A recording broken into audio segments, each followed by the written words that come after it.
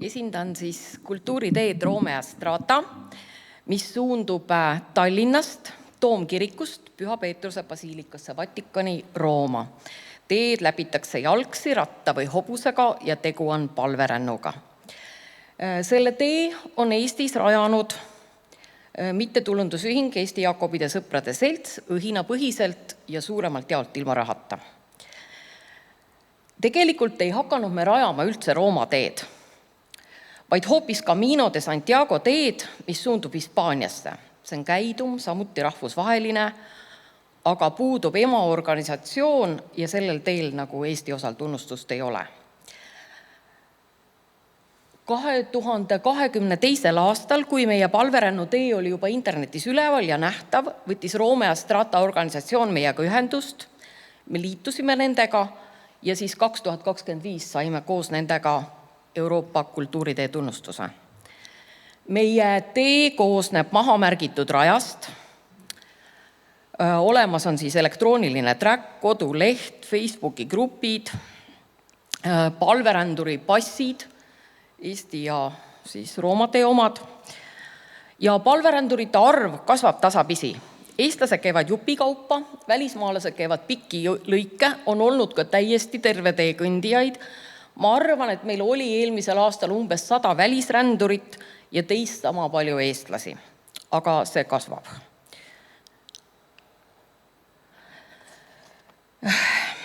Kuna eestlaste jaoks on mõistet palveränd ja Romea Strata nagu üsna tundmatud, siis räägin mõne sõnaga sellest. Palverännu definitsioon on üsna lühike. Teekond pühasse paika, kus väljastatakse siis tunnistus üleval paremal fotol käidud tee kohta, testimoonum. Palveränd on avatud kõigile. See ei ole mingi kiriku asi, sõltumata usutunnistusest, selle puudumisest. Ma arvan, et Euroopa palverännu teedel on usulise huviga inimesi umbes pooled, Eestis ilmselt veelgi vähem, käiakse hoopis muudel põhjustel. Viimase aja fenomen ongi, et palveränd kõnetab väga erinevaid inimesi. Usutakse nii kõndimise teraapiliste toimesse, et see aitab üle elada leina, lahutust, töökaotust, raskuste ületamine ja pingutus võib tõsta eneseusku, samuti kõndimisest võib saada tervisekasu, kaalukaotuse, tullakse ka lihtsalt aktiivse puhkuse, kultuurihuvi, turismi eesmärgil, et saada eemale kodusest keskkonnast, identiteedist. Palveränd annab teatava anonüümsuse. Usulistel põhjustel otsitakse tervenemist, võidakse täita tõotusi, soovitakse süvendada oma usku, pingutust, pikamaa kõndimisel on seostatud patukahetsusega, on ideed, kõik kristlased selles elus on palverändurid.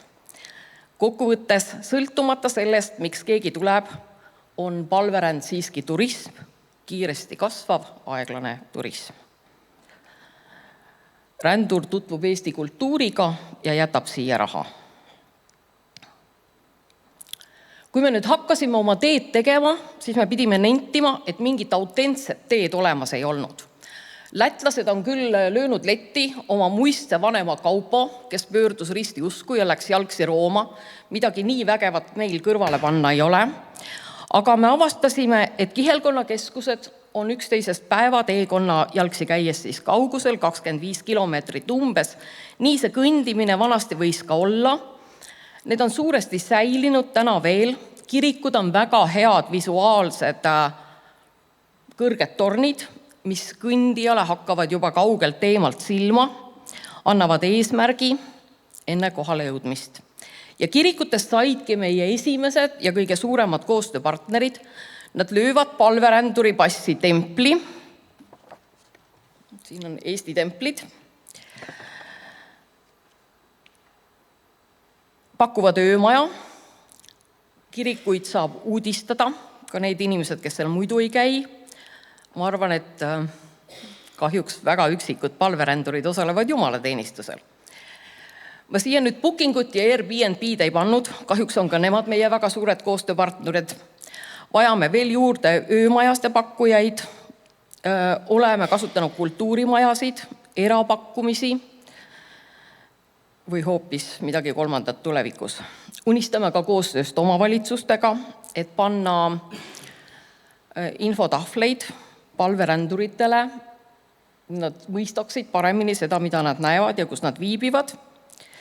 Ja usume ka, et kui paraneb tuntus, siis tekib ka usaldus. Võiksime olla nähtavad Eesti turismisaitidel, unistame sellest. Ja siis tuleks ka rohkem rändureid ja see aitaks siis ka kaudselt teenuseid parandada. Näiteks kui ma käin Hispaanias või siis ka muudes Lääne-Euroopa riikides palverändudel, siis maaomanikud on oma maaomandi ette tee äärde rajanud puhkekohti, mõnikord lisanud sinna iseteenindusliku aiasaaduste või koogikeste leti. Päris paljud talunikud on paigaldanud võib-olla tühjalt seisva lauda kõrvale müügiautomaadi.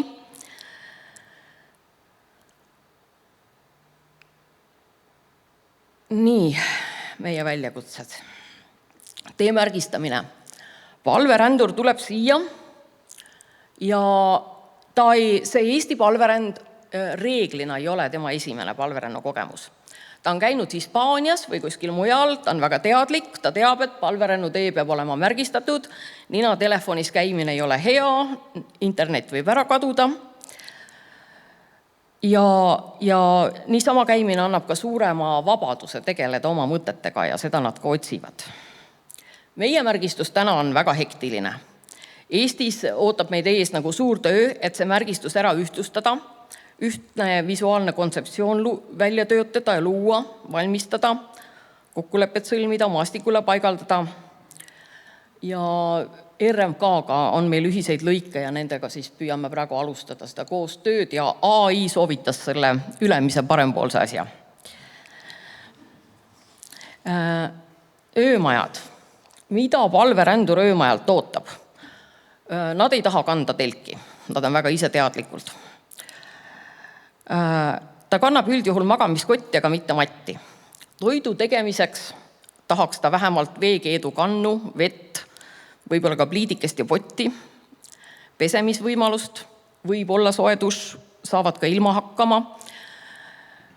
Tänapäeva palverändur tahab ka telefoni laadida, passi soovib templit.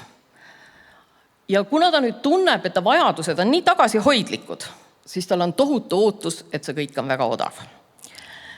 Et Hispaanias on see hinnatase kuskil 6–12 euri riiklikes majutustes, üle 20 eramajutustes. No Eestis tuleb see natukene kõik kallim.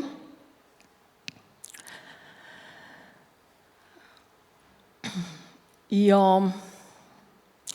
meie teel on ka väga palju tühje kohti. Näiteks Soomaal on 42 kilomeetrit, kus ei ole ühtegi asulat. Tagebra kirikus, mis on meie teel, oleme majutunud, aga ei ole vett, samuti Kõpu kirikus. Paremal pool on ööbimine Halliste kirikus, see on ka nagu päris naljakas. Aga mõnedes kirikutes on nüüd ka välivoodid, mida nad annavad, siis need on kuskil neil kapi taga, madrats ja välivoodi ja annavad siis palveränduritele. Need on kõik annetuspõhised.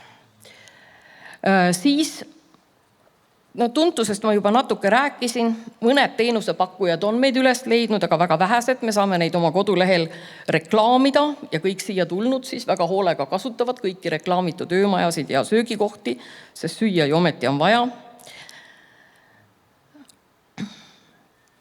Ja kuna me teenus on nagu praegu natukene hädine, siis see on tekitanud uue väljakutse.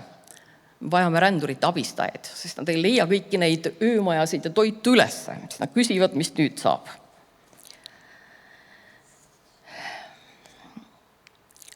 Võrgustikus olemisest ei oska ma veel täna midagi öelda.